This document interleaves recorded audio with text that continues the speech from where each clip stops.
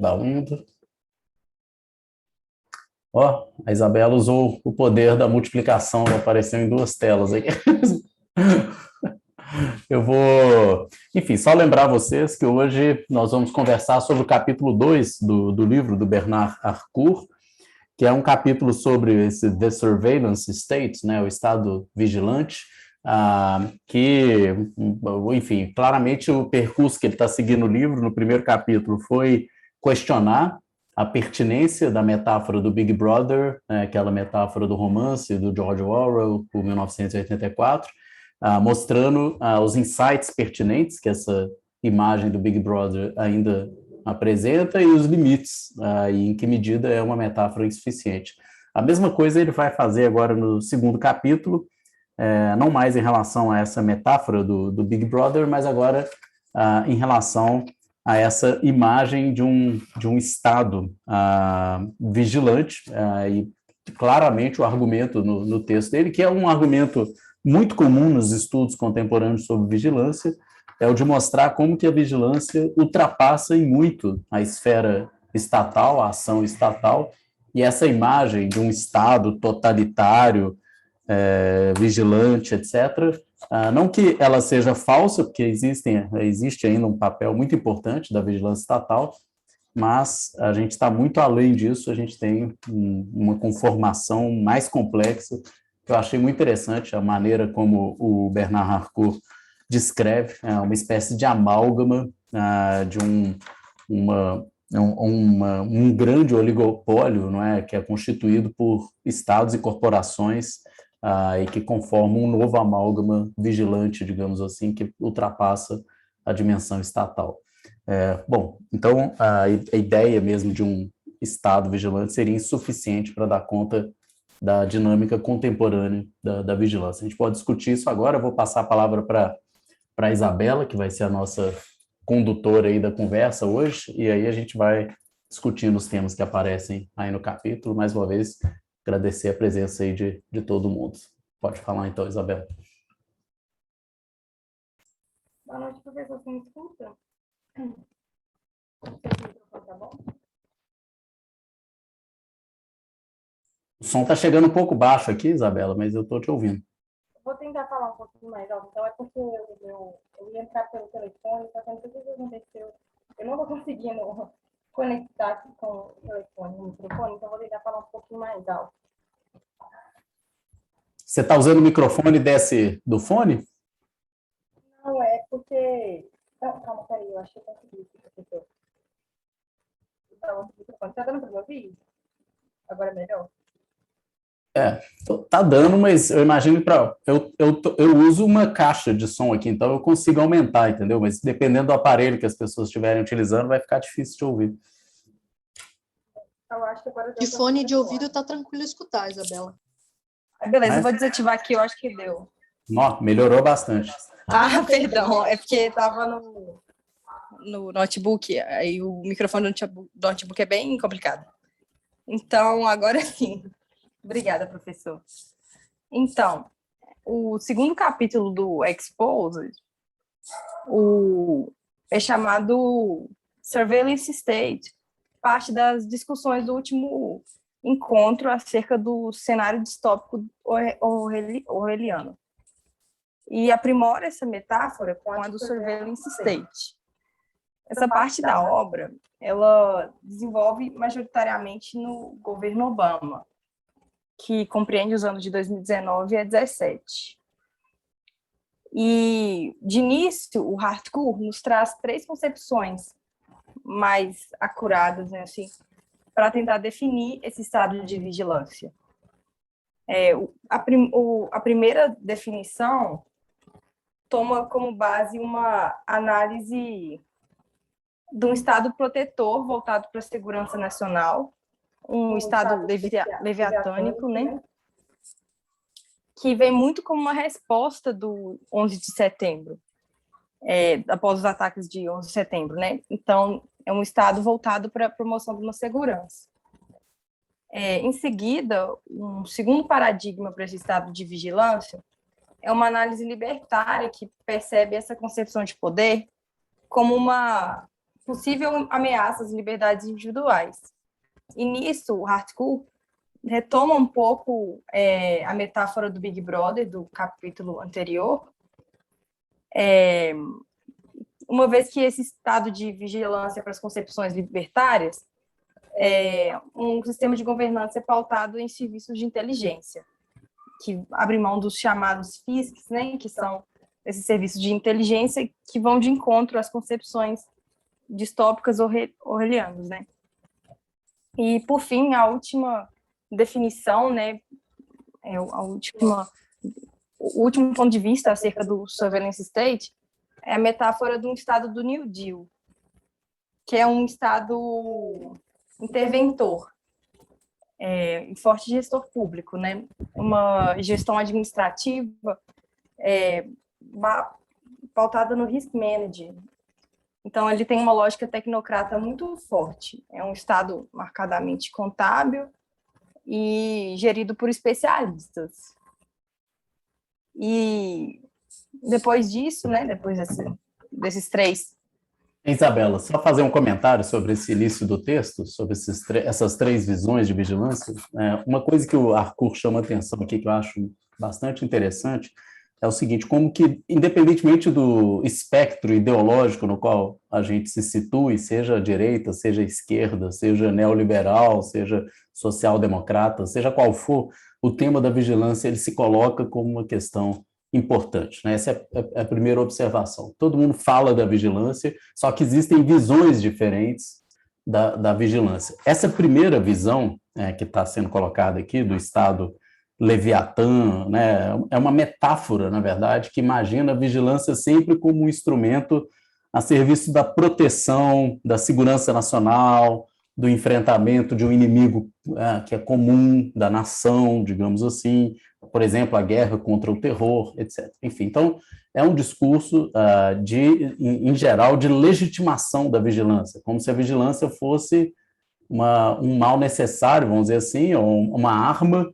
que é preciso fazer uso dela para se proteger, né, para que o Estado possa proteger os cidadãos, para que a gente possa vencer os inimigos. Existe nessa imagem e nessa concepção da vigilância por parte de um Estado protetor, um reconhecimento, primeiro, percebam, de que o Estado vigia, né, esse é um ponto importante, só que existe uma legitimação, ou seja, ele vigia, mas é importante que ele faça isso, é um dever dele, ele, ao fazer isso, ele está nos protegendo.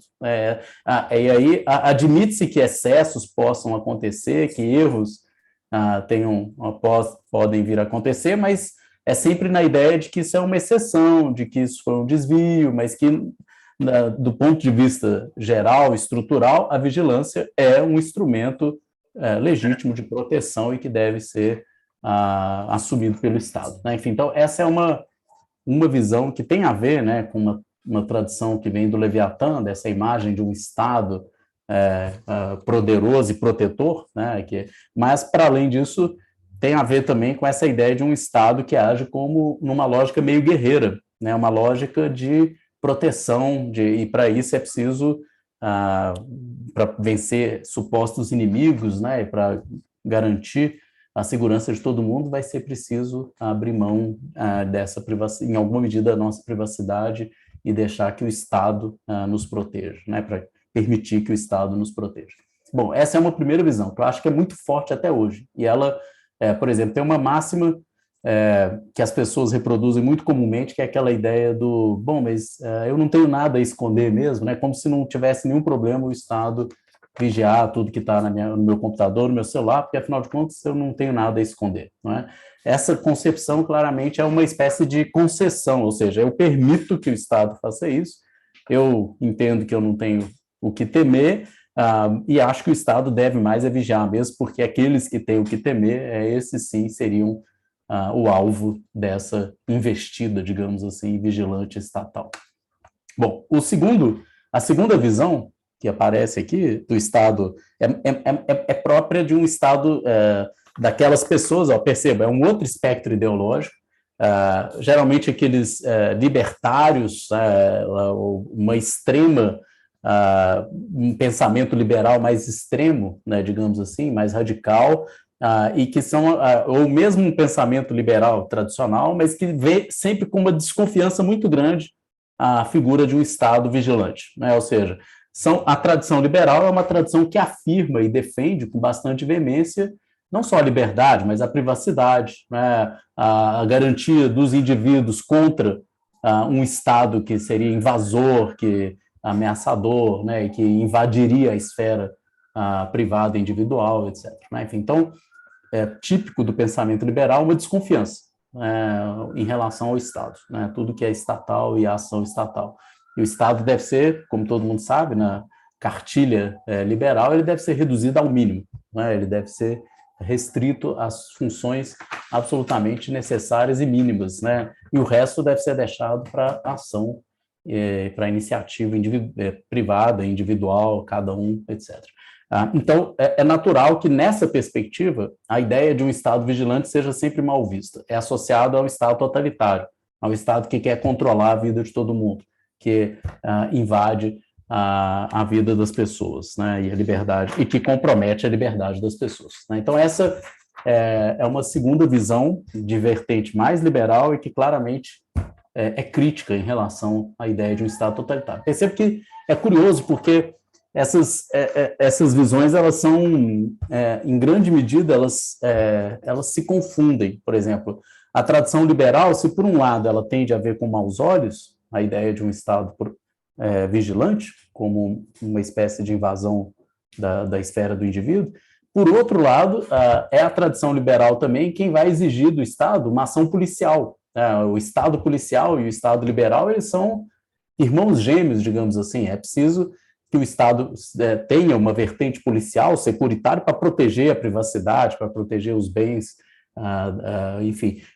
Então, é uma relação tensa, ou seja, por um lado você desconfia do Estado, mas por outro você quer que o Estado haja de uma forma eficiente enquanto um Estado protetor policial. Enfim. E a terceira visão que aparece aqui, que é essa do Estado tecnocrático, autorregulado, né, e a figura que o Bernard Harcourt vai o tempo inteiro fazer referência para ilustrar esse tipo de concepção, é a figura do Obama, né, o discurso do Obama, né? É preciso lembrar que era o Obama, o presidente dos Estados Unidos, na época que o escândalo do Snowden, né, estourou, na época que as revelações do Snowden foram feitas. Enfim, e tem um discurso famoso do Obama dizendo que era impossível ter 100% de segurança e 100% de privacidade, né? Não sei se vocês se lembram dessa frase do Obama, logo no primeiro momento, para dizer algo do tipo assim: olha, se vocês querem se proteger contra o terrorista, vocês vão ter que abrir, em parte, pelo menos, mão da privacidade de vocês, não é? Era esse, né, o discurso, mas o que o Bernard Harcourt mostra aqui, eu acho muito interessante, é como existe nessa vertente uma coisa meio tecnocrática, um sonho, uma utopia de poder, de construção de um Estado tecnocrático, ou seja, um Estado governado por uma espécie de um grupo, né, de experts, né, de técnicos, e que tem uma série de mecanismos de gestão eficiente, de controle, de todo uma lógica de minimizar danos, de fazer uma gestão de riscos, etc., que é próprio, para quem conhece o Foucault, né, os cursos do Foucault dos anos 70, é próprio de uma lógica securitária, né, um regime de poder propriamente securitário, ou do que o Foucault chama de dispositivos de segurança, ou dispositivos biopolíticos, que são esses que agem em termos de uma gestão populacional, faz gestão de risco, etc. Esse tipo de concepção, que é a terceira, está muito associado também a uma espécie de, não um abandono do Estado, não uma crítica simplesmente do Estado, como o liberalismo clássico fazia, mas uma redefinição do papel do Estado e a ideia de que a gente pode criar mecanismos de governança que não são nem propriamente estatais, nem propriamente corporativos ou privados, mas que vão ser híbridos, vamos dizer assim, né? A ideia de múltiplos, né, stakeholders, né, múltiplas partes interessadas, participantes desse grande arranjo, digamos assim, institucional, que é a ideia de governança. Não é? A gente leu aqui no grupo, nesse ano, inclusive, no início desse ano, o livro do Virgílio de Almeida, né, e do Fernando Filgueiras, que é uma proposta de governança do mundo digital nesse viés. E essa é uma ideologia própria, assim, muito característica do neoliberalismo. Né? Ou seja, o neoliberalismo não nega o papel do Estado, como o liberalismo clássico fazia, mas tem todo um discurso baseado na eficiência, no papel dos experts, em novas estruturas de governança, que ultrapasse a cisão público-privado e por aí vai, né? que embaralhe, digamos assim, essas distinções. Claramente é isso. Então, aqui, resumindo, nós temos três grandes visões. A visão do Estado protetor, é preciso vigiar para proteger o cidadão. A visão do Estado totalitário, né? A vigilância estatal é algo a ser temida, evitada, porque invade a liberdade dos indivíduos. E a terceira visão, a neoliberal, a da gestão de riscos e a da governança, criando foros, espaços democráticos de controle por meio de uma expertise técnica, e aí tem uma utopia, um sonho tecnocrático. Enfim, basicamente, essas três, né, que me parecem visões aí importantes. Você quer continuar então, Isabela, na sequência aí do texto?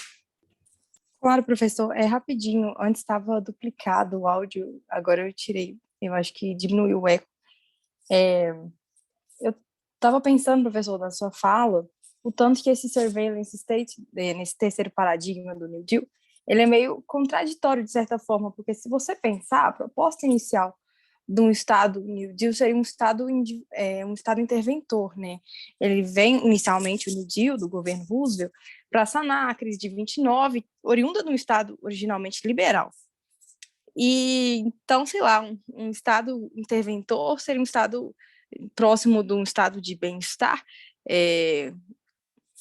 e, ao mesmo tempo, como isso pode estar próximo do estado de bem-estar, de até um modelo de social-democracia que, entre aspas, é a bandeira do Obama, com uma noção contábil de gestão de risco tecnocrata que tem um apelo fortemente neoliberal. Isso é bem engraçado, né? Assim, de certa forma. Bom, mas o Obama, só um comentário, o Obama, ele, assim, como em geral líderes da esquerda mais social-democrata, eles são extremamente ambíguos nesse sentido, né? Ou seja, se por um lado o Obama defende na área da saúde, por exemplo, uma política mais social, que inclusive é inédita nos Estados Unidos, em outras áreas, por exemplo, na área de segurança pública, o discurso dele é extremamente neoliberal, ele não tem um discurso progressista na área de segurança pública, não.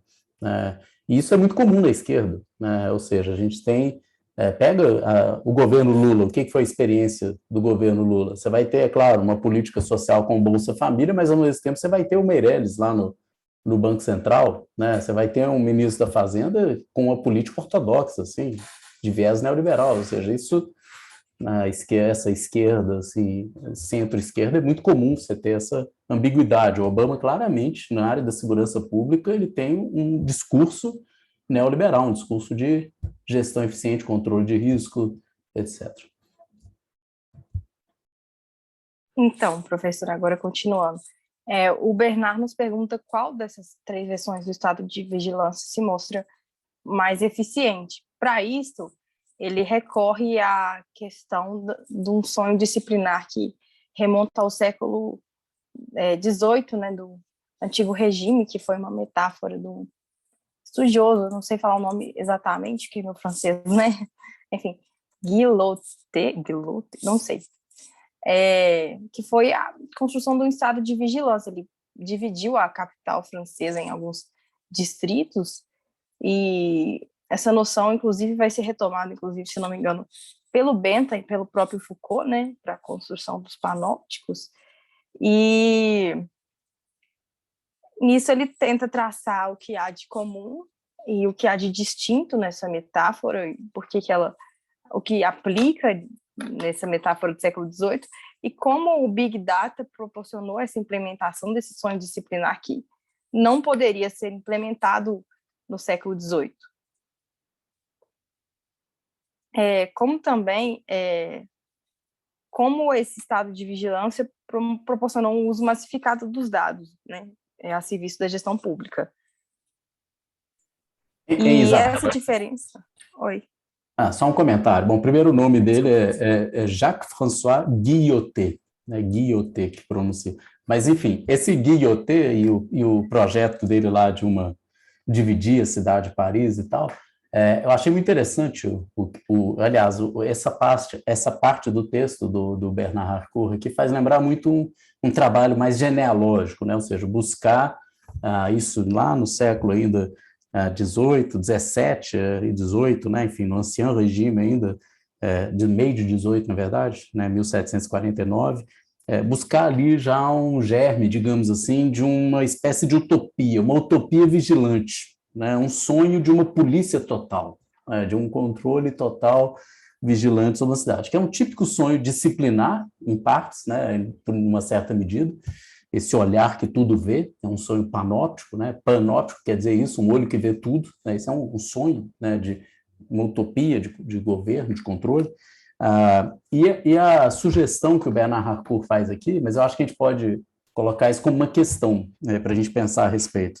A sugestão é de que esse sonho de um conhecimento infinito, de uma percepção total, essa fantasia policial, que essas velhas fantasias seriam agora finalmente realizáveis, né?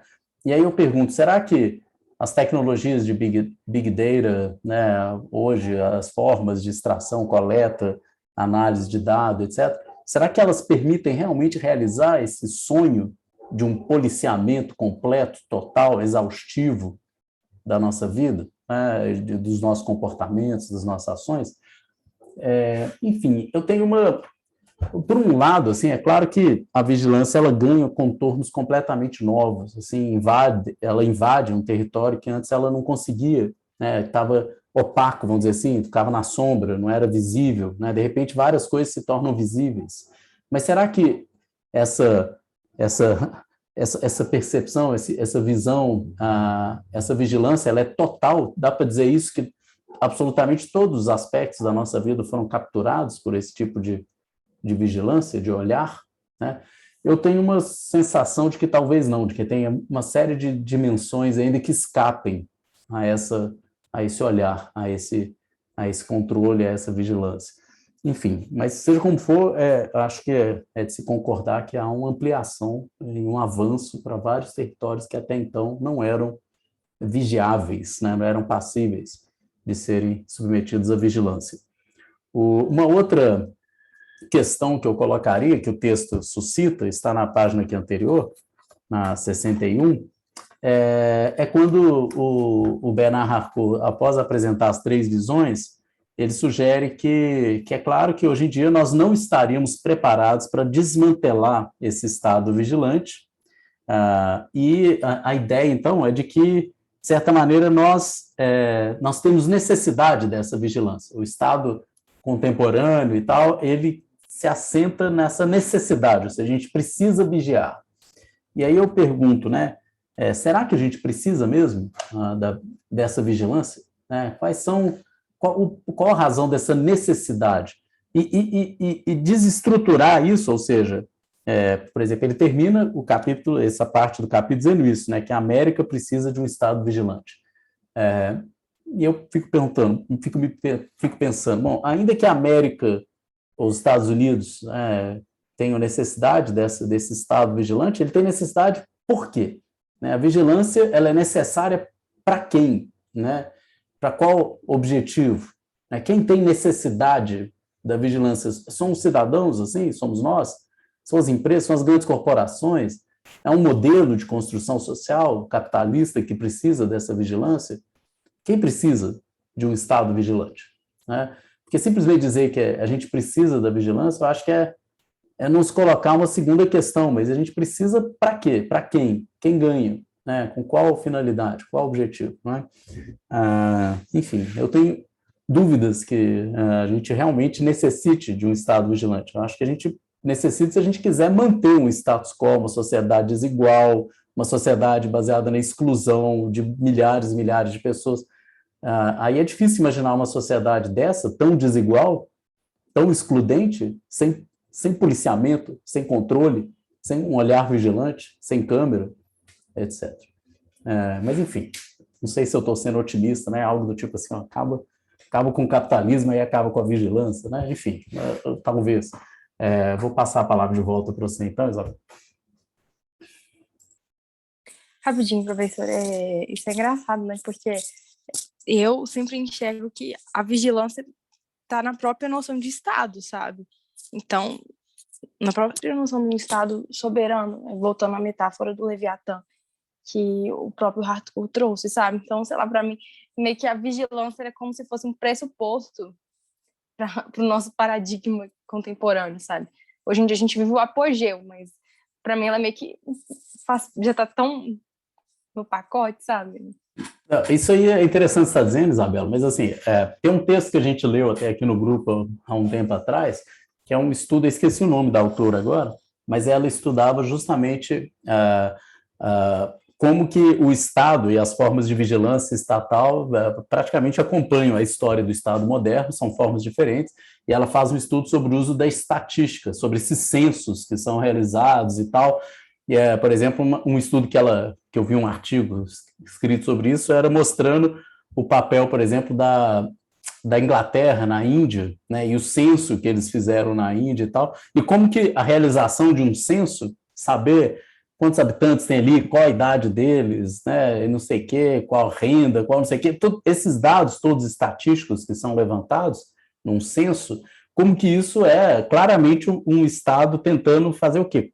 Tornar transparente, visível os seus governados, ou seja, no sentido de obter conhecimento sobre quem é, qual a população que ele governa, até no sentido de fazer uma gestão dessa população de uma forma mais eficiente, saber quem são, quantos são, qual a característica desse povo, etc. Enfim, então, isso sim, de uma certa maneira, o Estado moderno ele tem essa necessidade assim, de conhecer seus governados e obter mais informações e gerir essas populações, etc. Só que as formas variam muito, né? Ou seja, uma coisa é um censo demográfico lá do século XVII. Outra coisa é, por exemplo, a NSA, né? Aquilo que o Snowden revelou recentemente que o governo dos Estados Unidos estava fazendo. São formas, obviamente, de vigiar, mas são muito diferentes do ponto de vista da natureza dessa vigilância, do alcance, do impacto que isso tem, dos usos possíveis. Então, assim, dizer simplesmente que o Estado vigia, eu concordo com você, né? Ou seja, ele vigia mesmo, sempre fez isso de alguma forma. Só que essa forma e as diferentes formas como isso é feito muda qualitativamente também a ação estatal, as práticas de governo. Mas, enfim, pode continuar.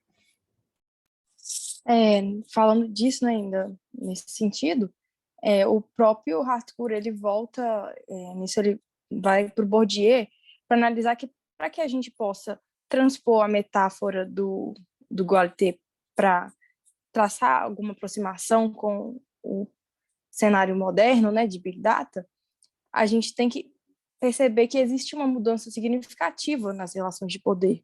Então, não dá para simplesmente transpor e adotar a metáfora de um panotismo disciplinar sem ver o que está na estrutura do simbólico que redefine essas noções de Estado. Então, não é tão somente definir um Estado de vigilância baseado numa concepção panótica, mas tipo perceber de que forma houve uma mudança na estrutura do poder mesmo, que vai se manifestar, né, na contemporaneidade, nesse uso massificado dos dados a serviço da gestão pública, né? E também, além disso, né, ele fala que como as FISCs, que são esses serviços de inteligência, eles vão estar atrelados a serviços de comunicação, de modo a mobilizar diversos setores da sociedade, tipo, que é uma coisa nova, que rompe em relação ao próprio, a própria metáfora inicial de um panóptico, que... Então, assim, basicamente, a conclusão desse trecho é que houve uma modificação na própria estrutura de relações de poder, de modo que, ainda que se adequem às noções disciplinares construídas no século XVIII, é necessário ver como se deu essa modificação para que possamos, né, traçar as diferenças e as similaridades. Essas imagens aqui que o Bernard Harcourt coloca aqui na página 63, é impressionante, né? O paralelo que a gente consegue fazer entre as imagens lá do século XVIII, aqueles fichários, né? E ficava uma pessoa ali controlando aquele conjunto de informações e tal. E essa imagem que a gente tem agora dessa NSA aqui, que também você tem essas várias entradas, digamos assim, um processamento da informação, só que você não tem mais essa figura do watchman, né, que é o vigilante, não é? O cara que fica ali checando os fichários e não sei o quê. Você tem uma espécie de automatização desse processo, sem essa ingerência, sem essa ação humana, né, imediata, como é a figura aí do cara que mexe nos fichários, não é?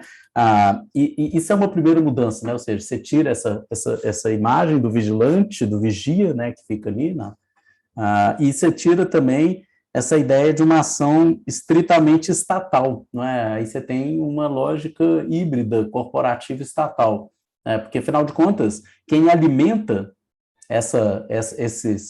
essas máquinas vigilantes, né, são redes sociais, empresas, provedores de internet, etc., etc., ou seja, são grandes corporações. É a Google, é a Microsoft, é a Amazon, são elas, é o Facebook, são elas que estão, essas empresas que estão alimentando essa máquina. Então, enfim, isso muda completamente a lógica, não é um bando de mouchard, né, como ele diz lá, mouche, né, o termo que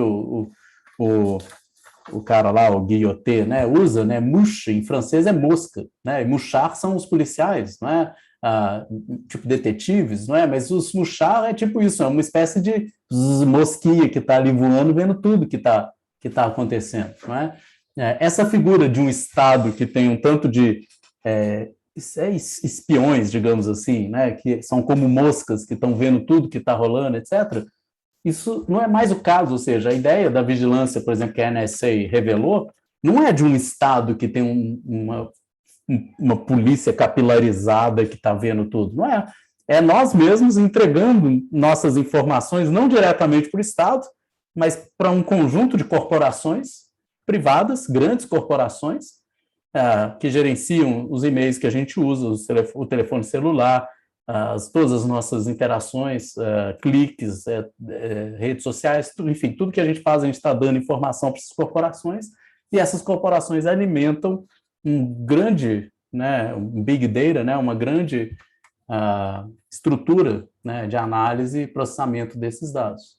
Aí sim, essa estrutura é uma estrutura estatal, né, já no âmbito da NSA, né, para fins de supostamente segurança pública, mas aí para qualquer utilidade, porque isso aí acontece às margens aí de qualquer transparência, qualquer prestação de conta, etc.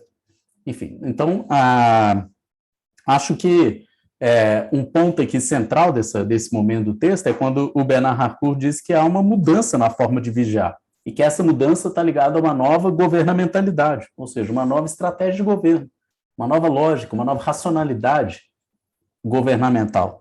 E essa racionalidade governamental, ela tem a ver, né, como ele diz aqui, com o neoliberalismo, com uma era neoliberal, com uma lógica baseada na privatização, na desregulação, ou seja, você não regula esse espaço, essas empresas, big techs, funcionam de uma forma mais ou menos desregulada, etc. Então, tem isso, sim, né, uma simbiose, aí, uma aproximação com essa racionalidade neoliberal, mas é mais do que isso, né? Eu acho que o argumento dele aqui é de que não se explica somente por isso. Isso é um aspecto do que está acontecendo.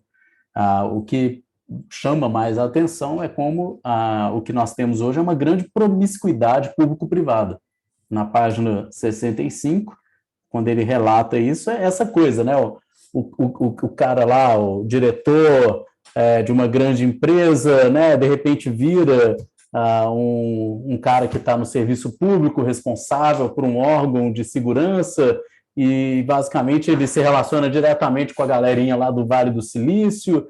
A impressão é de que é a mesma turminha, vamos dizer assim, que está circulando, uma hora está na iniciativa privada, outra hora entra e é conselheiro, alguma diretor, alguma coisa no poder público, e é a mesma coisa. No final das contas, eles estão no mesmo balaio, digamos assim. Né? Então, não é só o Estado, é um Estado que entrou numa relação promíscua com um grupo de grandes corporações.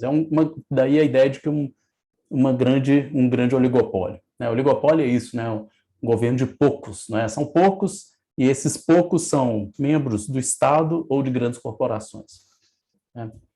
Pode continuar, então. É justamente nessa articulação entre os serviços de inteligência, de comunicação e o serviço de comunicação, de modo a poder mobilizar não só o âmbito público, né, como também o âmbito privado, que o Estado consegue exercer sua dominância. Não o Estado propriamente, né, mas justamente essa interface comum que sabe conjugar diversos setores da sociedade.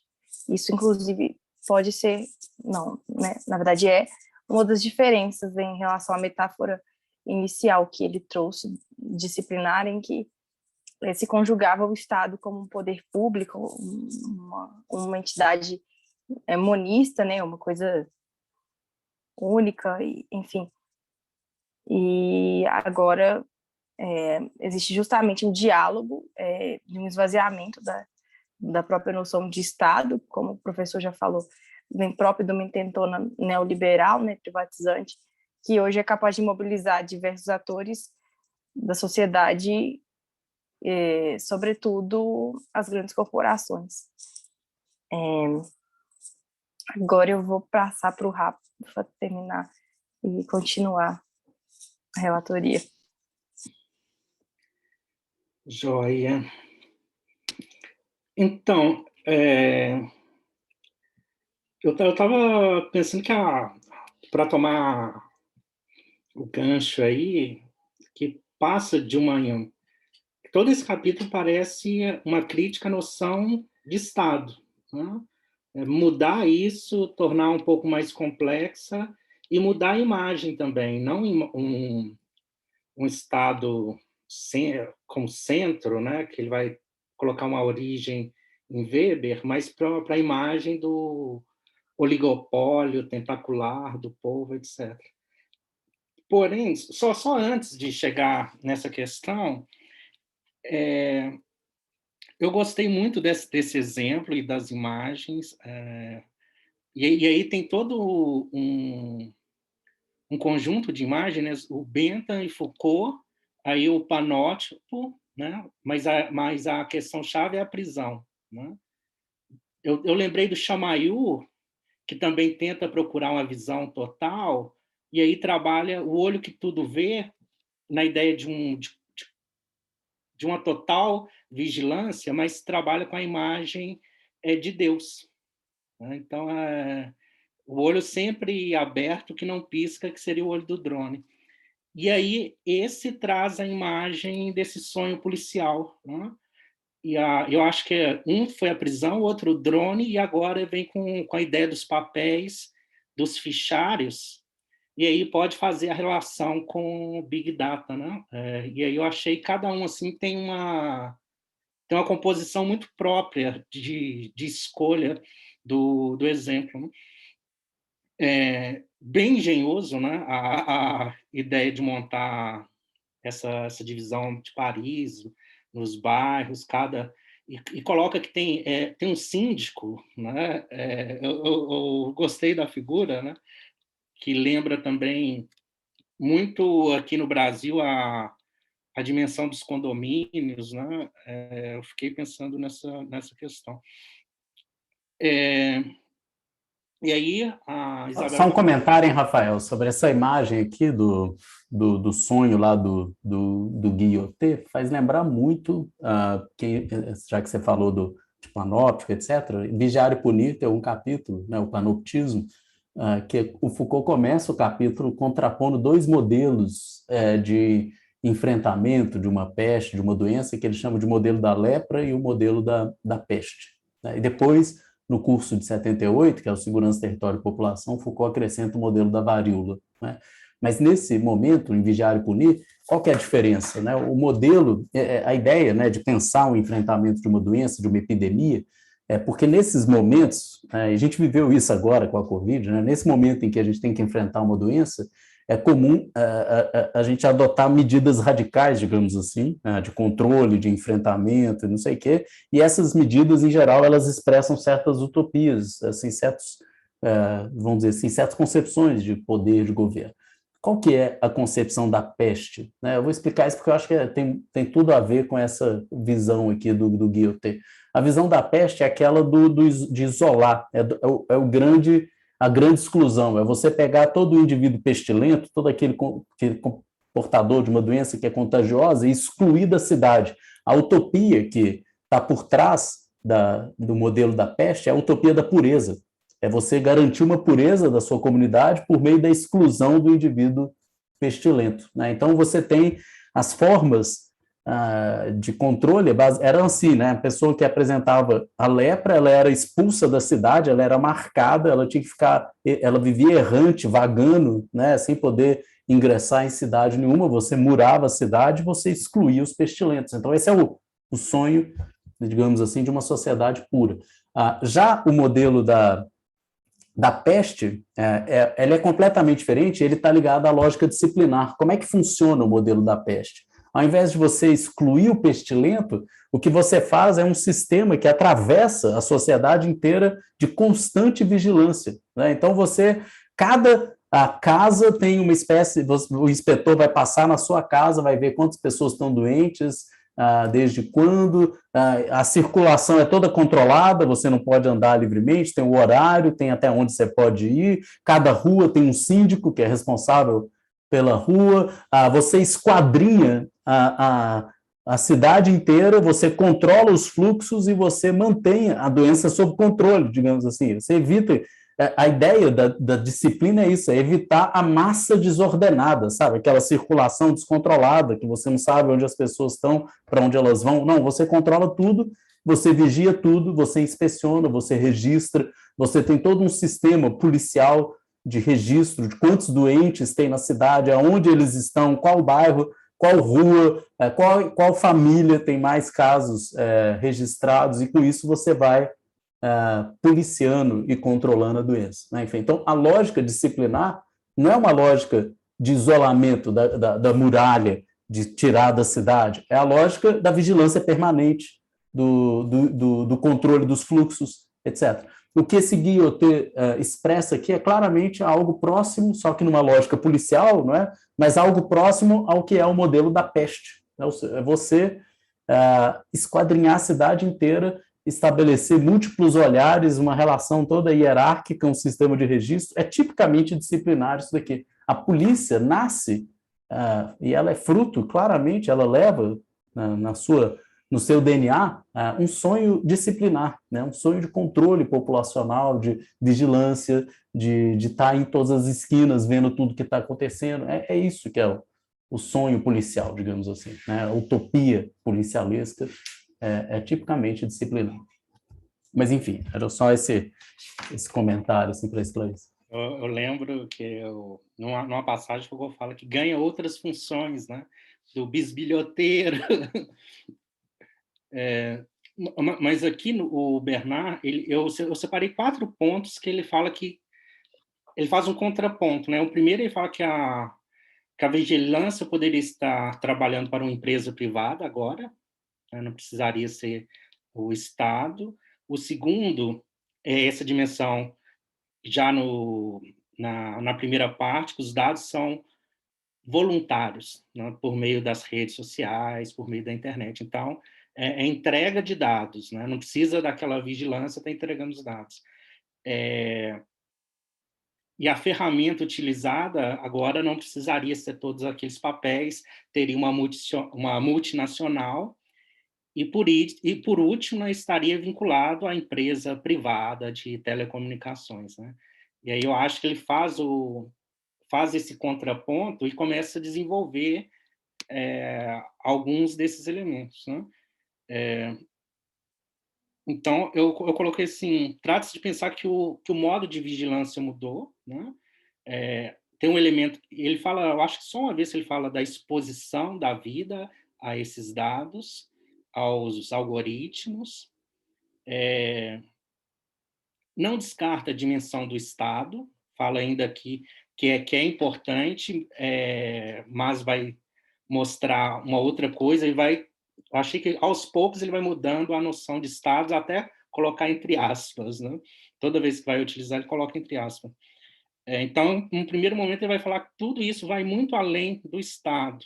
Na 72, eu achei que ele começou a ensaiar uma primeira diferença, que ele reafirma essa relação de empresas privadas, de telecomunicações, né?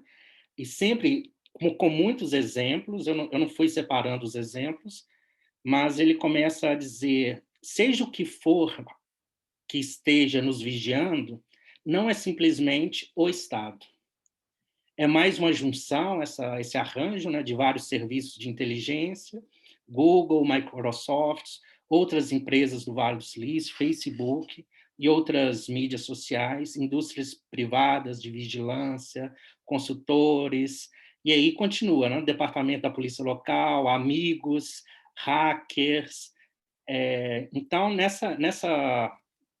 ele começa a desenvolver, né? Não é só o Estado, é a empresa, e eu achei interessante que ele coloca um nível também muito micro, né? Que é o amigo que olha o Facebook.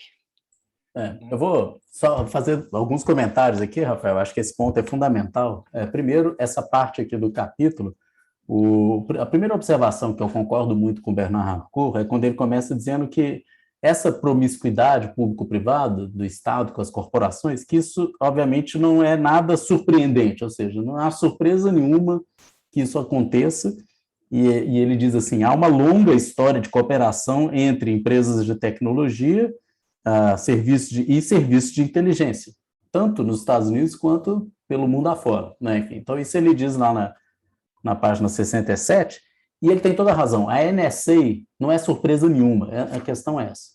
Aquilo que o Snowden falou, num certo sentido, não é surpresa nenhuma. Aliás, quem leu, o Snowden fez aquelas revelações, se não me engano, em 2013, não foi? Que as revelações foram público, não é? Mas quem leu, por exemplo, o Assange, aquele livro Cypherpunks, Saiu antes, né? Que saiu anos antes, acho que em 2009, né, se não me engano, mas enfim, alguns anos antes do Snowden, né, o Assange falava com todas as letras que havia essa cooperação das grandes corporações. Só que o Assange é uma figura polêmica, né? Estava lá, sei lá, meio preso, né? Não sei aonde e tal. E é uma figura que... E também ele não tinha como comprovar isso, mas assim, todo mundo já se sabia disso, né? Todo mundo sabia, né, de alguma maneira, que essa relação promíscua existia. O impacto da revelação do Snowden é muito mais, primeiro, a gente ter a dimensão disso, e segundo, a comprovação. Não tinha mais como, aquela coisa do batom na cueca, como diz, né? Ou seja, não tinha mais o que dizer, né? Estava comprovado ali o grau dessa promiscuidade. Enfim, então, esse é o primeiro ponto, mas o fato de ter sido comprovado pelo Snowden não significa que isso tenha sido uma surpresa. Eu acho que esse é um primeiro ponto, e isso nem é só de agora, com as empresas de tecnologia, desde sempre, essa promiscuidade, essa relação, né, muito próxima do Estado com essas grandes corporações. Agora, esse é o primeiro ponto. O segundo ponto, que eu acho também importante destacar, é quando ele diz que a cooperação entre setor privado e os serviços de inteligência, né, estatais, que isso não teve início em 11 de setembro. Então, isso também é fundamental que se diga. Não foi após o atentado às Torres Gêmeas e que a partir dali se começou essa relação aí das agências de inteligência com as big techs. Não, isso já vinha, né? Ou seja, A 11 de setembro deu continuidade, intensificou, né? O Patriot Act, né, que foi feito logo depois, ele deu continuidade, né? Ou seja, a gente não tem que pensar em 11 de setembro como simplesmente o início de um processo. Ele é igual, se a gente for pensar, a gente viveu agora nesse período de pandemia, a gente está vivendo ainda nesse período, de repente, uma intensificação das relações virtuais, do teletrabalho, das videoconferências, mas a gente pode dizer que isso começou com a pandemia? É falso. Esse era um processo, essa precarização do trabalho, né, essa desterritorialização de uma série de atividades, né, que não aconteciam mais presenciais, na própria área da educação, né, o ensino remoto, tudo isso já estava acontecendo, em alguma medida, em algum grau. Isso foi intensificado com a pandemia. Eu acho que o 11 de setembro tem que ser visto também dessa forma. Foi, obviamente, um evento que desencadeou uma guerra contra o terror mais intensa, mas que, no final das contas, é uma continuidade de um processo de um Estado que estava lá, já aumentando seus instrumentos de vigilância, já interagindo de forma promíscua com as grandes corporações e por aí vai. Bom, acho que esse é um outro ponto importante. E uma última observação que eu queria fazer, quando fala aqui dessa rede complexa de vigilância, que não é simplesmente o Estado, mas que são várias empresas associadas, né? Essa parte que o Rafael leu e que eu também acho muito importante, que mostra esses diversos grupos, e aí vai tanto, né, das grandes corporações, né, mas passa também por cada um de nós, é micro também, né? E aqui eu acho que tem uma sucessão que é importante da gente ter em mente quando a gente fala nas práticas de vigilância contemporânea. E aí eu vou recordar o David Lyon, que é que a gente lê os livros dele aqui, que é uma grande referência nessa área da vigilância, é com quem eu vou estudar no Canadá. Aliás, a minha viagem agora finalmente vai acontecer, eu já comprei as passagens, eu estou indo dia 14 de dezembro para lá, enfim. Então, o David Lyon, ele é um cara que, enfim, há muitos anos estuda isso, e lá nos anos 80, ele tem vários textos publicados sobre o Estado vigilante, né, esse surveillance state, né? Depois, ele começa, nos anos 90, a argumentar que a gente não pode mais pensar a vigilância a partir da noção de Estado, centralizado no Estado, e que mais do que um Estado vigilante, a gente tem uma cultura, aliás, uma sociedade vigilante, né, a Surveillance Society, né, e essa sociedade vigilante, ela não pode mais ser compreendida a partir de uma metáfora panóptica. Então, ele pensa em uma vigilância pós-panóptica, né, e essa vigilância pós-panóptica, ela tem uma dimensão mais espraiada, digamos assim, envolve corporações, envolve uma série de coisas e tal, e é público-privado, enfim. Muito próximo disso que o Bernard Harcourt está dizendo nesse capítulo, né? E ele diz, nesses termos, inclusive, que a gente sai do Estado vigilante para entrar na sociedade vigilante. Ele usa esse termo. Só que o David Lyon, em 2018, ele publicou um livro que é o livro mais recente dele, que chama Cultura da Vigilância, né? The Culture of Surveillance, né?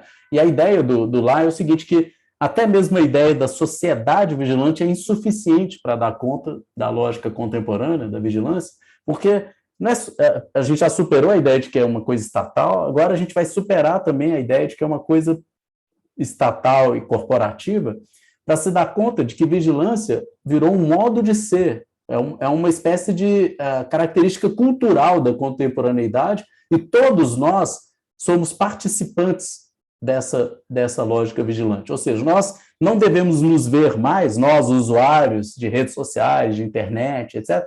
É um equívoco a gente continuar olhando para nós mesmos como se fôssemos simplesmente passivos nisso que está acontecendo, ou seja, como se fôssemos simplesmente o objeto vigiado, né? Como se houvesse um centro vigilante, que é o Estado, a Google, a Microsoft, não sei o quê, e nós fôssemos simplesmente aquilo que está sendo vigiado, né, passivo nessa relação. O argumento do David Lyon é de que vigilância se tornou um modo de ser e, de certa maneira, nós participamos dessa cultura.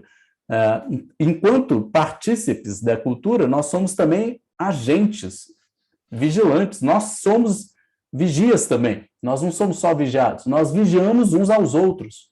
Rede social Não é um lugar onde você é simplesmente vigiado, é um lugar no qual nós também vigiamos os outros, uns aos outros. Né? É uma lógica do stalker, aí, né? Essa coisa do bisbilhoteiro. Todos nós nos tornamos, de certa maneira, bisbilhoteiros, ou seja, participar da internet hoje é jogar um jogo no qual você é visto, mas você vê. Né? Você está ali vendo também, né? Vendo uns aos outros, né? Levantando informações uns dos outros. Quem é, qual a família dele, o que ele faz, não sei o quê. A rede social é uma espécie de laboratório de vigilância. A gente participa dessa cultura. A gente não está ali só sendo vigiado. Né? Então, acho que isso coloca essa dimensão micro no centro também da compreensão da vigilância hoje. E acho que ajuda a entender uma coisa que o Harcourt está dizendo aqui várias vezes, que tem uma dimensão de desejo, de prazer envolvido nisso.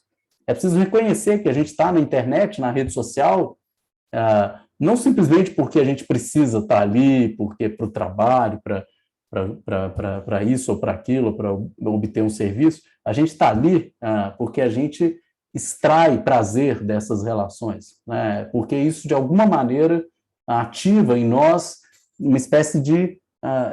isso desencadeia um desejo, há um desejo de estar ali, né? E isso é da órbita, tem relação com uma experiência de prazer.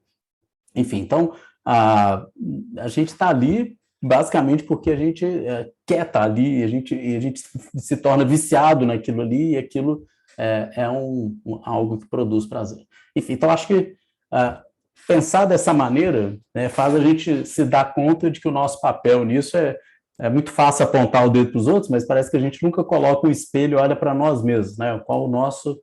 O que a gente está fazendo nesse espaço, né? Qual a nossa prática, né? Que tipo de cultura a gente está fomentando, reproduzindo, que comportamento nós temos ali, e por aí vai. Eu acho essa dimensão micro fundamental para a gente entender, né, o que é a vigilância contemporânea e por que a gente fica amarrado nisso, por que a gente contribui tão facilmente para isso, por que a gente cede tão facilmente nossos dados. Claramente há uma lógica de recompensa que não é só pelo serviço que é prestado, é pelo prazer obtido por participar desse espaço. Né? Mas, enfim, pode continuar. Bacana. Eu separei também essa questão, anotei essa questão do 11 de setembro, que ele coloca que é o florescimento, né? Ele coloca que vai gerar um aumento, mas mas está ali, né? E dá diversos exemplos, né? São muitos exemplos dessa anterior e posterior, né? Ele trabalha muito trabalhou muito com esses exemplos, né? Eu acho interessante que depois, nessa página de 72, 73, ele coloca essa dimensão do micro, né? Depois há uma citação do Bauman falando da modernidade líquida e que parece que não temos tempo para uma solidificação. E aí seria necessário pensar mesmo como essa ideia de as relações mais fluidas, o próprio poder como uma estrutura mais fluida, e aí essa ideia de uma oligarquia que é, ao mesmo tempo, esse novo arranjo, essa amálgama de vários elementos, né?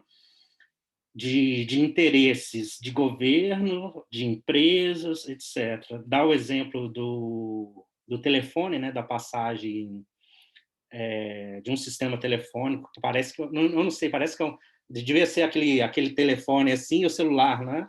E como a vigilância muda aí, teve um hiato para vigilar, para fazer a vigilância ali mais efetiva. Outra parte que eu salientei é que ele enfatiza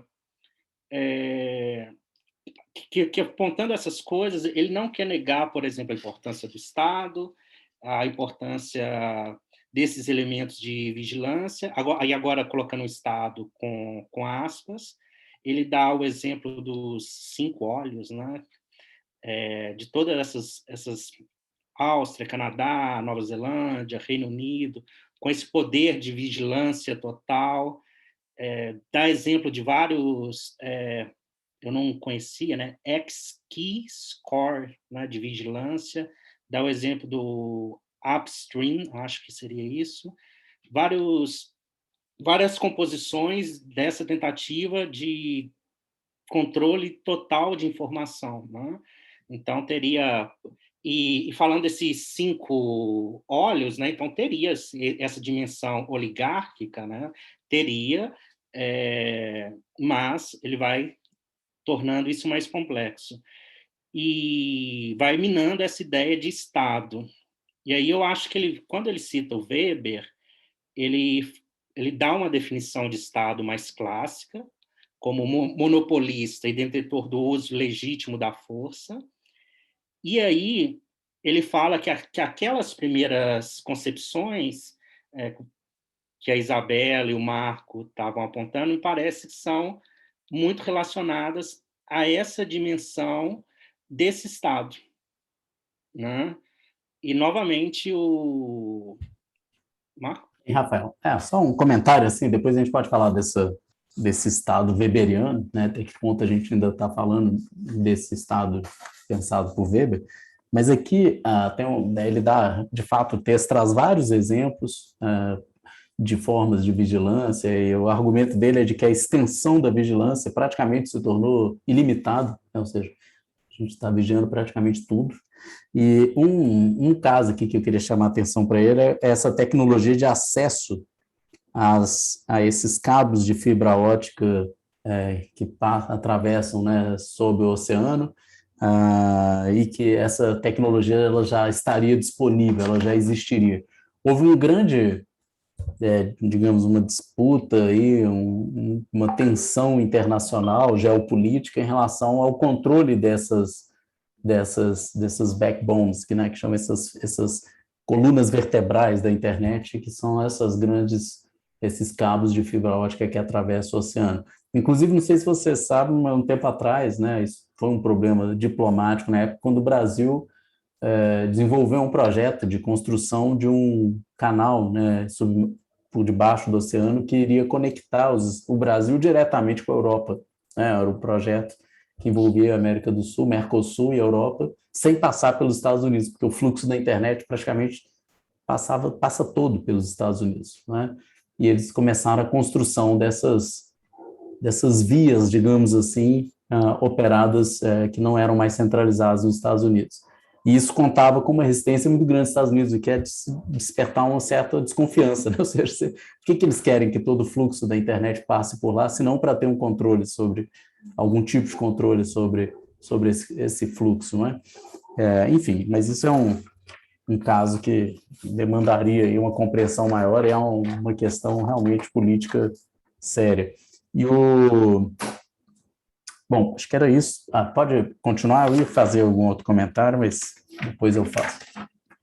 Sim, eu acho que aí, já caminhando para essa ideia final, né, critica essa dimensão de Estado e reafirma que agora essas empresas têm tanto um poder simbólico quanto, e aí ele colocou um poder legítimo, um poder físico, né, da força, né, como o Estado. Eu achei interessante, mas eu não vi ele desenvolvendo isso, mas colocou as duas dimensões nas empresas, a dimensão que estava ali no Estado, nas empresas, poder simbólico e uso legítimo da força.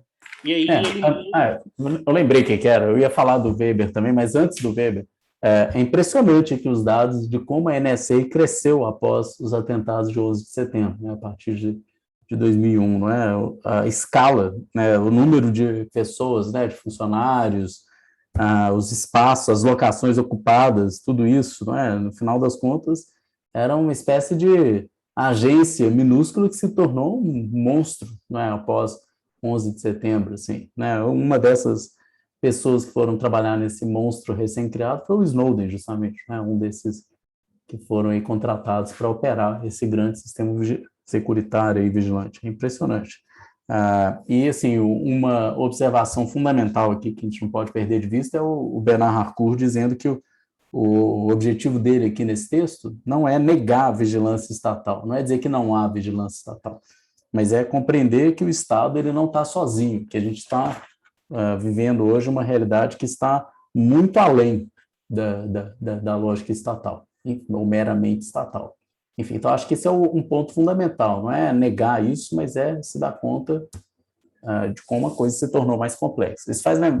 Enfim, é preciso, então, e aí que entra esse ponto final, que ele vai fazer referência ao Weber, o argumento do Bernard Harcourt é de que é preciso repensar a própria noção de Estado na era digital. Ou seja, quando a gente diz que a vigilância ela ultrapassa o Estado, ela vai muito além do Estado, a gente, tudo bem, a gente pode, é claro, pensar nesse amálgama, essa metáfora aí, essa nova metáfora desse grande polvo oligopolista, assim, tem vários braços, não é?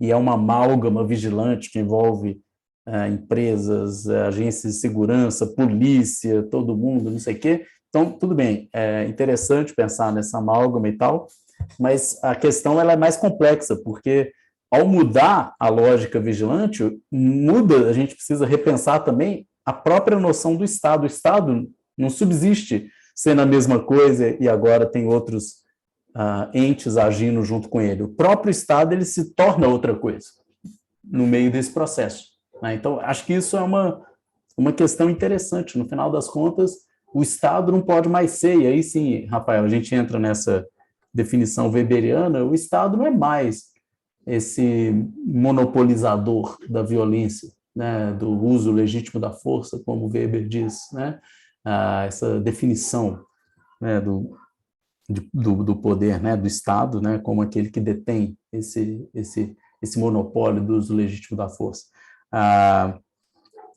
Enfim, a gente tem agora nessa linha weberiana, era de se imaginar, então, que aquele que detém o monopólio do uso da força é aquele que vai agir como um protetor também, essa imagem da vigilância que remete a Leviatã, né, a um Estado todo-poderoso que é responsável pela segurança, pela garantia da paz e que, portanto, ele usa de expedientes vigilantes como instrumento de proteção social. Aparentemente seria essa a ideia, mas não é mais disso que se trata. Ou seja, a gente não tem mais um Estado que usa da vigilância para proteger cidadãos, a gente tem toda uma lógica público e corporativa de controle e de gestão de riscos, de produção de lucro, de modificação comportamental, enfim, então é algo muito diferente. O Estado, no certo sentido, ele deixou de ser o monopolista, né, e ele virou uma espécie de agente dentro de uma rede no qual você tem interesses variados, né, mas o Estado tem lá os seus interesses em termos de segurança pública, etc., mas ele tem outros também, né, vários outros tipos de interesse. E participa desse amálgama, né? Então a gente muda a gente precisa repensar, porque a própria noção de Estado fica radicalmente alterada. E é interessante quando ele coloca as mesmas pessoas, né, caminhando para um lado e para o outro, no serviço de inteligência, nas empresas. Então fica essa promiscuidade, né, entre público e privado, essa dimensão do Estado, essas empresas, mostra assim, clara, né? Eu acho que o final era esse ponto que você falou, de trazer essa imagem do polvo, né, dessa dimensão tentacular, para tentar dizer dessas múltiplas esferas, empresas, todos esses elementos, né? E aí não é a imagem mais, né, do Estado como Leviatã, mas algo tentacular, né? Algo que se espraia. E aí eu achei que essa foi a dimensão, né, a principal, né, crítica dele é desmontar essa ideia de Estado de vigilância, complexificando a noção de Estado, né, tornando outra coisa. Não, beleza. Eu queria chamar a atenção para uma frase que está nesse último parágrafo aqui do capítulo, que é quando ele termina o capítulo falando desse amálgama, né, desse polvo, né, que a metáfora desse novo amálgama, etc. E depois ele diz, né, nesse último ainda parágrafo, que nós nos tornamos nossos próprios informantes. Não é? Isso aqui, eu acho que tem uma coisa forte aqui, né? E é preciso entender o que está por trás dessa ideia do porquê que nós nos tornamos nossos próprios informantes. E eu acho que isso ajuda a entender por que a gente está falando de um novo tipo de Estado, por que a gente está falando de uma nova governamentalidade, porque tem um traço. Nesse capítulo, inclusive, o Bernard Harcourt cita o Bauman. O Bauman tem um livro sobre vigilância, que chama Vigilância Líquida, que é uma conversa dele com o David Lyon. O livro inteiro é um diálogo. Né? São geralmente perguntas do Lyon com algumas considerações, assim, mas um debate. E nesse debate, o Bauman ele defende justamente isso, que a vigilância deixou de ser essa coisa estatal, né, um Estado vigilante simplesmente, etc., e ela se tornou líquida, né, para Bauman tudo se tornou líquido, né, a vigilância também, e essa vigilância líquida, ele usa uma imagem, assim, ele fala que está ligada a uma lógica neoliberal, etc., mas uma característica dessa lógica para ele é o fato de que, e você subverte, por isso que ele fala que a vigilância é pós-panóptica, o Bauman defende isso também, porque você subverte essa ideia de uma torre central que está associada ao Estado, que vigia todo mundo, etc., que é a imagem do panóptico, você subverte porque agora o que o Bauman diz é o seguinte, é como se cada um de nós carregasse o seu próprio panóptico, vamos dizer assim, cada um de nós se tornou seu próprio vigia. Você não precisa mais, né? Pega aquela imagem panóptica da fábrica, por exemplo, que você tem os funcionários trabalhando e você tem alguém vigiando eles, uma espécie de gerente, que é um olho que está ali garantindo a produção, a produtividade, né, de todo mundo ali, etc. Você abole a figura do gerente, essa que é uma coisa curiosa. Na empresa, você não precisa mais do gerente. Por quê? Porque essa obsessão pela produtividade máxima, ela é incorporada, ela é introjetada. O sujeito neoliberal é um sujeito que ele incorpora nele mesmo uma lógica produtivista, ou seja, ele age sobre si, ele se torna empresário de si mesmo, essa é a imagem Foucaultiana, não é? Ele se torna uma espécie de investidor em si mesmo, e ele busca alterar seus comportamentos, suas condutas, etc., para se tornar cada vez mais competitivo, produtivo, dócil, nesse sentido de adestrado para um mercado competitivo, para se tornar, para entregar resultados cada vez melhores. É uma espécie de coaching de si mesmo, né? Ele age otimizando o seu... Então, esse indivíduo ele não precisa de um gerente, percebeu? Um olho que vai botar ele para trabalhar, porque ele mesmo é o seu gerente, vamos dizer assim, ele mesmo se disciplina, ele mesmo se impõe uma espécie de regramento rígido de comportamento para ser cada vez mais produtivo, etc. Né? E uma imagem que o Bauman usa nesse livro para ilustrar isso é muito interessante, ele fala que esse sujeito neoliberal, ele se tornou, o termo é o homem caramujo. O homem caramujo é isso, ele é como se ele carregasse nas costas dele o seu próprio panóptico, vamos dizer assim. Então, ele não precisa mais de uma torre que o vigie, né? Ele mesmo vigia a si mesmo, ele é o homem caramujo, digamos assim. Aqui, nesse texto, por que eu estou fazendo referência a isso? Porque na hora que o Bernard Harcourt termina dizendo que nós nos tornamos nossos próprios informantes, o que dá a impressão? De que a gente não precisa mais do Mouchard, que é aquela figura da mosca, que é o policial, espião, detetive que fica andando pelas ruas e vendo tudo que está acontecendo e fazendo grandes relatórios e conformando todo um registro policial, que tem um cara no fichário e que sabe tudo da vida de todo mundo, porque tem um informante em cada rua, cada casa tem alguém que conversa com o policial, o cara coleta informação de todo mundo e o Estado vigia todo mundo, mas você precisava do Mouchard, você precisava do policial na rua, bisbilhotando a vida de todo mundo, anotando tudo, né? Hoje você não precisa mais do Mouchard, essa que é a questão, a gente não precisa mais do informante, a gente não precisa mais, vamos pensar no Estado totalitário stalinista, a gente não precisa mais de toda aquela rede de informantes que era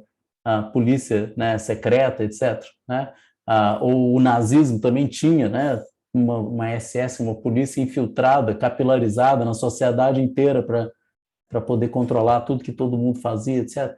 Você não precisa mais desse informante. Essa é uma coisa curiosa. Por que não? Porque nós mesmos nos tornamos informantes de nós mesmos. Ou seja, não precisa de um policial dizer o que eu faço. Eu mesmo, diretamente, estou entregando isso, estou dizendo isso. Só que eu não estou dizendo isso para o Estado, eu não estou dizendo isso para a polícia, eu não estou dizendo isso para uma instituição centralizada. Eu estou dizendo isso a cada e-mail que eu passo, a cada interação, a cada like que eu dou, a cada clique no Google que eu dou, a cada videoconferência no Zoom que a gente faz, a cada momento, todas as coisas que eu faço por esse e-mail, né, que deixa rastros, né, que são coletados, que são armazenados, que são transferidos para agências de segurança, etc., eu estou agindo como informante de mim mesmo, eu estou dizendo quem sou eu estou dizendo o que eu faço, eu estou dizendo com quem eu me relaciono, eu estou dizendo o que eu gosto, o que eu não gosto. E todos nós estamos fazendo isso insistentemente. Então, a impressão que eu tenho é que eles criaram um meio de socialização, de interação da vida contemporânea que dispensa a figura do informante, ou seja, nós mesmos informamos quem somos nós e o fazemos voluntariamente. E o pior, na grande parte das vezes, extraímos prazer nessa prática, nessa coisa de nos mostrar, né? Existe uma cultura aí que não é só uma cultura do olhar, né? Não é só uma cultura do voyeurismo, ou seja, de você querer ver a vida do outro, de você querer saber o que o outro faz, o que o outro é, o que ele fez, deixou de fazer, o que ele gosta, o que ele não gosta. Não é só o voyeurismo, o stalkerismo, vamos dizer assim, bisbilhotice da vida alheia. É também, e esse é um termo que o David Lyon usa, é uma cultura escopofílica, né? Tem algo da ordem da escopofilia. Escopofilia significa o desejo ou o prazer de ser visto, né? O prazer de se mostrar. Pensa num reality show. O que leva uma pessoa para um reality show, se não uma lógica, assim, uma coisa escopofílica? É o querer ser visto, não é? Todo mundo conhece isso, a lógica exibicionista da rede social. É claro que tem as formas mais extremas, evidentes disso, da pessoa ficar exibindo seu corpo, ou uma coisa de ostentação, né, da sua riqueza, das férias que ela passa no Caribe, sei lá onde, etc. Tem essa lógica ostentatória, exibicionista, mas a rede social toda ela é permeada por uma coisa que a Paula Sibilia, que é uma argentina, radicada no Brasil, professora lá no Rio de Janeiro, na UF, porque ela tem um livro que eu tenho aqui até que se chama O Show do Eu. Rede social é um grande show do eu, é você dar vazão a essa, digamos, pulsão escopofílica, esse desejo pelo olhar do outro, e você ficar ali buscando o olhar desse outro. Essa coisa da pessoa ficar computando quantos likes a postagem dela teve, né? O que é isso, senão uma compulsão escopofílica? Ou seja, eu quero saber quantas pessoas estão gostando, né, daquilo que eu sou, daquilo que eu mostro, daquilo que eu exibo, né? Enfim, então, isso acho que ajuda a entender por que a gente se torna tão facilmente informante de nós mesmos. Para começar, me parece porque a gente é movido por uma compulsão escopofílica. A gente quer dizer quem nós somos porque a gente deseja o olhar do outro, que a gente extrai prazer do like que o outro dá, né? Porque a gente quer ser visto, né? Então tem não é só, percebam, a vigilância não é um jogo no qual só tem alguém querendo ver, tem alguém querendo se mostrar, né? Não é simplesmente alguém impondo uma câmera e jogando uma luz na sua cara, é você mesmo dirigindo é como se você entrasse no palco, você mesmo quer ficar no foco, né? Se a gente for entender agora, por exemplo, o que é a lógica dos influencers, por exemplo, a lógica no YouTube, o que leva uma pessoa a ser um YouTuber, né, a buscar um público ali por meio dessas plataformas, etc., tem muito de um desejo pelo olhar do outro, né? Aliás, isso agora, inclusive, é quantificado, né? Você sabe quantos views você teve, né? Quantas pessoas deram like, né? Aliás, é uma coisa muito engraçada como que isso incorporou no vocabulário, né? Meu filho fica aí vendo, né, um tanto de coisa de YouTube, não sei o que, os caras já começam assim, vai lá, dá um like, né? Não sei o que lá, né? Siga o canal, né? E tal. obsessão, assim, né? Dar um like e seguir o canal, parece que está todo mundo... Isso fora desse contexto, imagina, né? Uma situação qualquer, você virar para uma pessoa e falar assim, agora diga que você gostou de mim, né? E me siga, né? Que coisa esquisita, né? Isso virou um vocabulário comum de uma rede como o YouTube, né?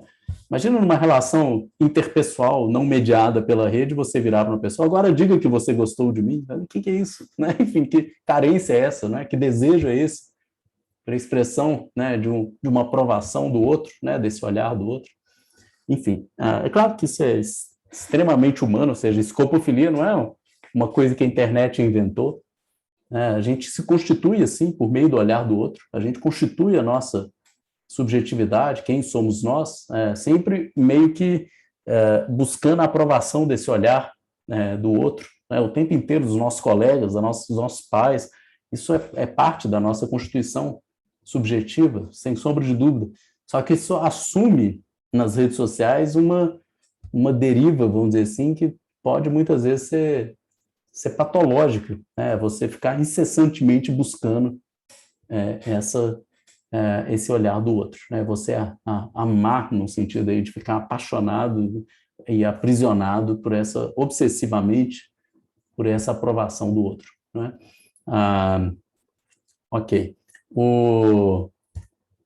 Irmãs Kardashian, eu não conheço, assim, eu sei quem é, mas qual que é, por que você falou delas aí, Rafael?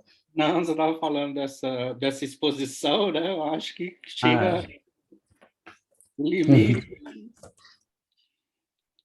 Uhum. E eu vi que a Monique fez um comentário aqui também, que tem relação com neurotransmissores também, para além da questão social. Certamente, mas não sei se ela gostaria de comentar isso, porque eu não conheço, assim, estudos específicos sobre isso, mas eu acho que tem uma dimensão que não é só cultural, tem algo também que é uma espécie de... que envolve, né, nosso aparato neural, assim, certas substâncias que produzem prazer, etc., e que ajudam a entender o porquê também dessa compulsão, né, desse amor pelo olhar do outro. Bom, mais algum comentário, gente, sobre esse capítulo, sobre esse tema? Acho que a gente pode finalizar um pouquinho mais cedo hoje, então.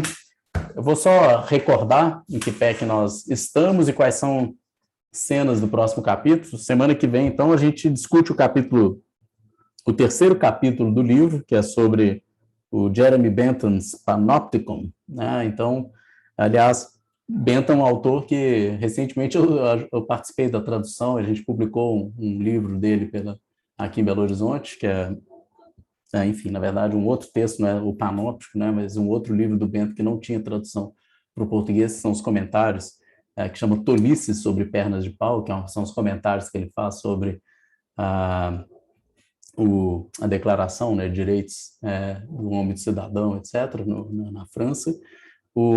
Mas, bom, a gente vai falar aqui do Panóptico, que todo mundo conhece por causa do Foucault, né, mas eu acho importante a gente voltar e falar um pouco do Bentham, e aqui, acho que, seguindo a lógica do livro, tudo leva a crer que o que o Bernard Harcourt vai fazer é defender uma concepção para a vigilância contemporânea, que é de natureza pós-panóptica, ou seja, ele vai colocar a metáfora do panóptico, como ele fez com os outros temas aqui, ele vai avaliar criticamente, ou seja, ele vai ver o que há de potente ainda nesses insights do Bentham, nessa imagem da torre, do vigia, não sei o que é própria do panóptico, mas ao mesmo tempo vai também, imagino, né, a gente vai ler e discutir semana que vem, mas ele vai provavelmente mostrar os limites que essa imagem tem e a necessidade da gente ir além dela para dar conta das formas contemporâneas de vigilância. Tudo isso que eu falei aqui agora, da escopofilia, o desejo de ser visto, tudo isso ultrapassa a lógica panóptica,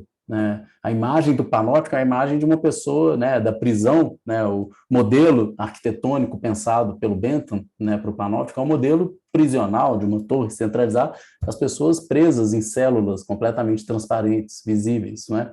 Mas perceba, a pessoa estava aprisionada, ou seja, ela não está entregando, ela não está voluntariamente se deixando vigiar, ela foi presa, né? É completamente diferente da lógica pós-panóptica, na qual é como se nós, por vontade própria, quiséssemos ser vistos, essa que é a questão, a gente se exibisse, né? É bem diferente da pessoa que está, obviamente, presa.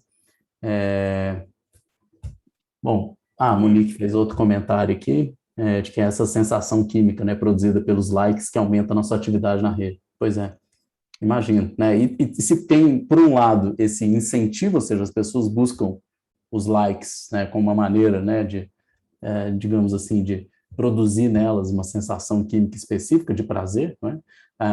Tem o contrário também, né? Ou seja, a frustração, a decepção provocada pela ausência dos likes, pela não visibilidade, por se frustrar, digamos, nessa busca pelo olhar e pela aprovação do outro, né? Isso, sobretudo em grupos de adolescente, assume dimensões extremamente trágicas. O número de adolescentes de suicídio, né, de problemas, né, de transtorno, sofrimento mental, etc., produzido por essa não aceitação, por não receber esse like, né, essa aprovação do outro, o que já é, obviamente, na adolescência, isso já é vivido de uma forma extremamente tensa, né, ou seja, essa busca pela aceitação do outro, do grupo, não sei o quê, só que na internet parece que isso, nas redes sociais, isso ganha uma quantificação, que é muitas vezes perversa, né, uma comparação mais fácil de um com o outro, né, quantos likes você tem, quantos eu tenho. Isso, para um universo adolescente, dá para imaginar realmente o quanto isso pode ser problemático, né? O Otávio, você quer comentar? É rapidinho aqui, que já está acabando o tempo, né? Mas tem um documentário a esse respeito, Marco, do que você está falando, chama Fake Famous, da HBO. Alguém já viu? Não. Muito interessante. Está na HBO agora, recém-lançado. Famosos falsos, né? E aí, qual que é a ideia? Tem um colunista do New York Times que trabalha com isso há bastante tempo, ele cobre as mídias sociais há bastante tempo, e ele resolve fazer um experimento em Los Angeles. Ele seleciona 3 jovens, faz um cast, muitos jovens tentam, aí ele seleciona 3 jovens, uma moça jovem, muito bonita, um rapaz gay e um rapaz negro, e aí ele vai bombar as redes sociais desses 3 jovens que ainda não são famosos, artificialmente. Então, eles fazem vários métodos, levam eles para hotéis, para tirar fotos em piscinas, colocam eles em belas mesas de café da manhã, e eles vão crescendo as mídias sociais desses 3 jovens, envolvendo os resultados. A ideia é tentar verificar se eles conseguem artificialmente, através de um impulso artificial, fazer eles virarem realmente famosos. Tentar transformar aquele impulso inicial em uma coisa orgânica. E aí acontece um monte de coisa bem interessante. Um deles fica muito famoso, o outro fica em depressão por falta de likes, mas é muito interessante. E eles usam todos os truques, a produção, né, o diretor, usam todos os truques que são conhecidos, como, por exemplo, comprar bots russos, comprar likes, comprar comentários, comprar seguidores, e aí cada um dos 3 tem um caminho diferente. É muito interessante. Fake Famous. Eu vou procurar isso. É tipo um reality show, então, né? Porque as pessoas elas de fato passam pela experiência, né? De fato passam. E tem uma menina, a moça se dá muito bem, porque ela vai crescendo os seguidores e ela começa a receber. Antes era totalmente artificial, mas ela começa a receber mimos. As empresas começam a convidá-la para eventos, vão mandando joias, mandando tênis, mandando roupas. E os outros 2 não têm a mesma sorte, você entendeu? E os outros, né, um deles já faz uma crítica, começa a falar, pô, mas isso é tudo mentira. E ele começa a entrar em depressão durante o documentário. É fabuloso, fantástico. E a ideia do diretor, assim, como ele entende tudo, ele cobriu mídias sociais por muito tempo, a ideia é muito boa. Ele usa todos os truques que alguns de nós usamos e certamente os famosos influencers usam muito mais. Muito bom. É um documentário, então, não é uma série, não, né? Um documentário. É real. É tipo um reality show. Ótimo, eu vou procurar, vou assistir, então. Valeu pelo toque. Bom, gente, então acho que é isso, né? Então, semana que vem a gente conversa sobre esse capítulo do Jeremy Bentham's Panopticon. Tem alguém que quer assumir ou que pode contribuir com o grupo aí para apresentar e conduzir a conversa semana que vem? Algum voluntário? Já tinha alguém? Não, né? Enfim, se não aparecer ninguém, a gente vai conversando a partir do texto, eu mesmo vou conduzindo a conversa, mas seria legal que alguém pudesse fazer isso, mas aí pode se manifestar lá no WhatsApp, então, ao longo da semana. E só, enfim, parece que vai ter, fale Campus HBO? O que é isso? Campus HBO, Otávio? O que é isso? Fake Famous. É só procurar no... É o corretor para português, desculpa. Fake Não, Famous. eu achei que era outra coisa. Então tá, Fake Famous, depois eu procuro lá. É isso então, gente. Semana que vem a gente volta e conversa sobre o 4º capítulo. Abração para todo mundo, então, e até semana que vem, gente. Boa noite, parabéns, Rafael, parabéns, Isabela. Boa noite. Valeu. Tchauzinho, Valeu. obrigada. Valeu, Isabela, pela apresentação aí. Obrigadão. Até. Um abraço. Tchauzinho. Tchau, tchau.